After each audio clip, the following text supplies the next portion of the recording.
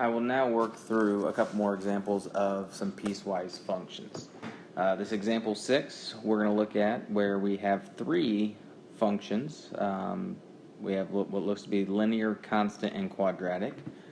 I'm going to do this one a little different just to kind of show you another way that you can look at this. So when you see this, you're looking at values that are less than negative 2, sorry. So if it helps to kind of break your piecewise function into sections, so there's a x equals negative 2. The next one goes from negative 2 to 2. So the next piece of graph will be from negative 2 to 2.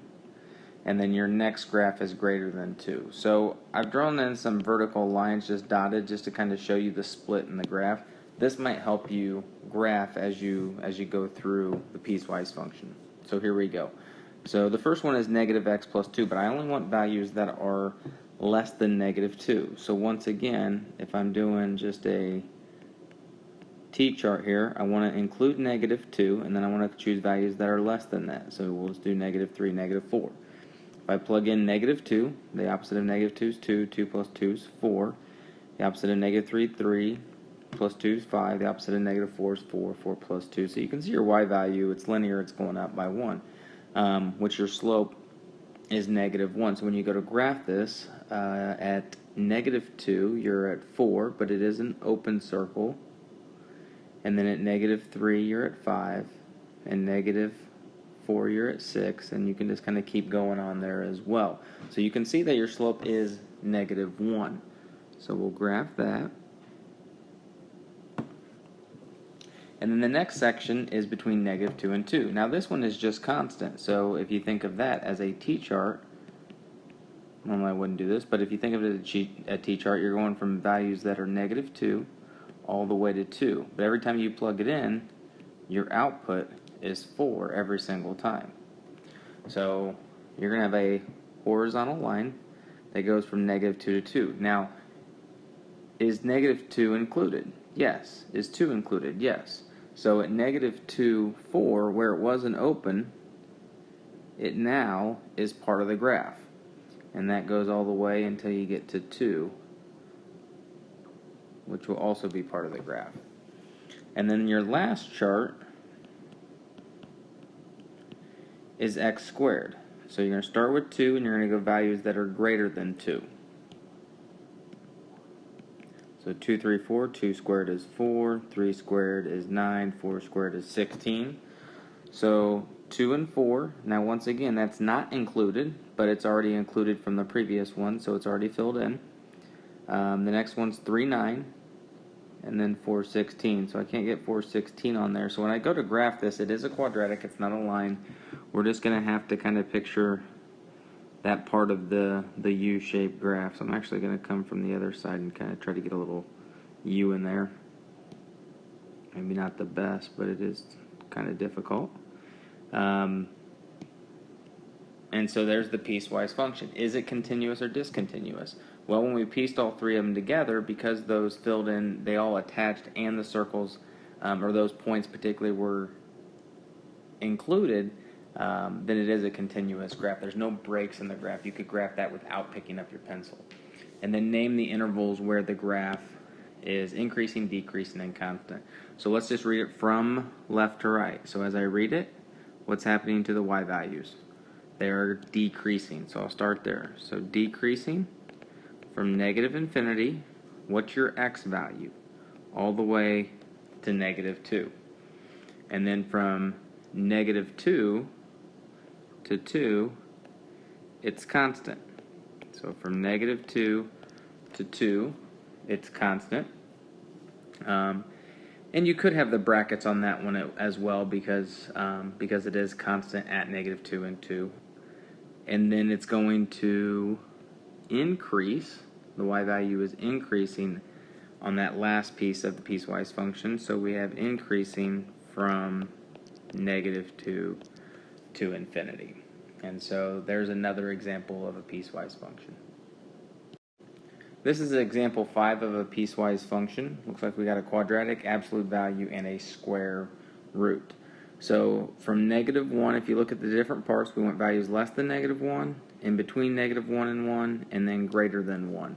So if you want to put some vertical lines there. Just make sure they are dashed or dotted, so we know they're not part of the graph.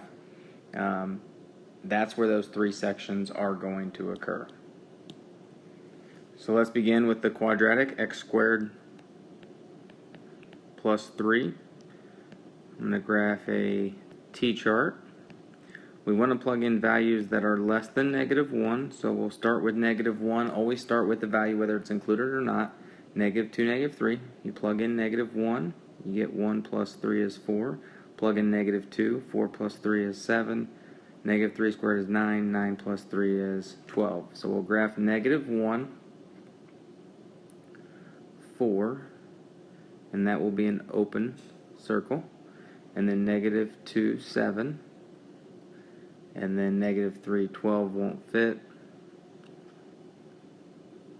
And then try to make that U-shaped graph there. And then the next one we will do is the absolute value. So that's -2, absolute value of x plus 1.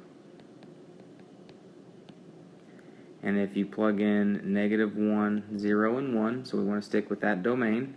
If you plug in -1, you get 0. 0 times -2 is 0. Plug in 0, that's the absolute value of 1. 1 times -2 is -2. And if you plug in 1, that's 2.